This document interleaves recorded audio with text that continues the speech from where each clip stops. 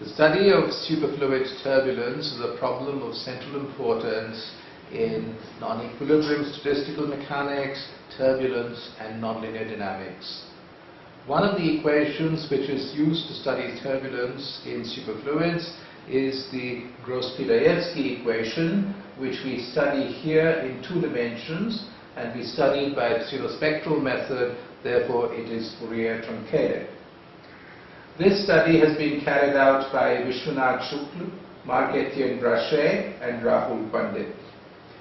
This is the Gross-Pitaevskii equation, which comes from this Hamiltonian. Psi here is the wave function of the Bose gas, G the interaction strength, and A the area of the system.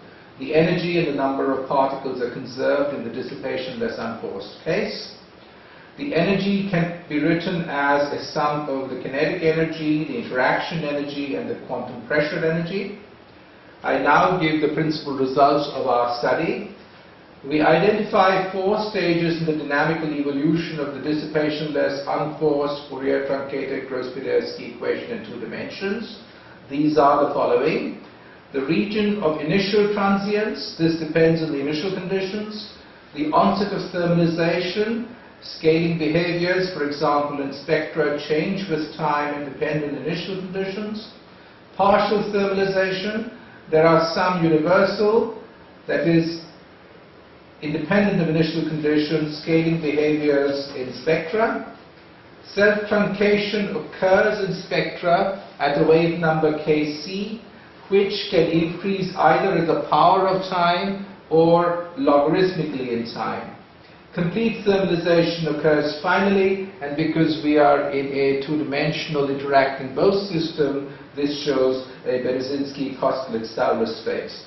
Some of these results have been obtained in earlier studies, but we are not aware of any such comprehensive study of this system which explores a variety of initial conditions. Let me now give a quick overview of our results. This slide shows the evolution of different energies, for example, the incompressible energy, the compressible energy, and so on. This slide shows how velocity component PDFs change. They have power law forms when there are vortices, which eventually annihilate to yield Gaussian PDFs. Incompressible kinetic energy spectra start in a way that depends on initial conditions, but eventually develop power law regions here, which have to do with the thermalization of this system, which is basically following microcanonical evolution because it's a finite dimensional dynamical system once we have Fourier-truncated it.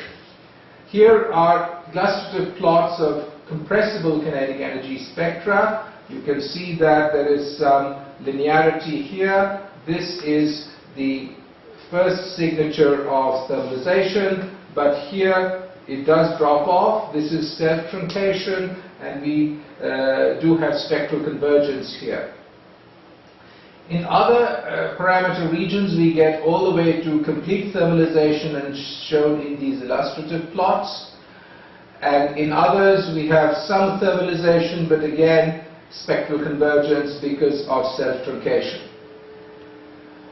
Let me illustrate all this by a series of animations which show PDFs, so velocity spectra, initially power law and then becoming Gaussian as the vorticity decreases by the annihilation of vortices. This is how the energy spectra evolve in time, developing these regions which are the first signatures of thermalization. At the same time, occupation number spectra also evolve like this and begin to show power laws.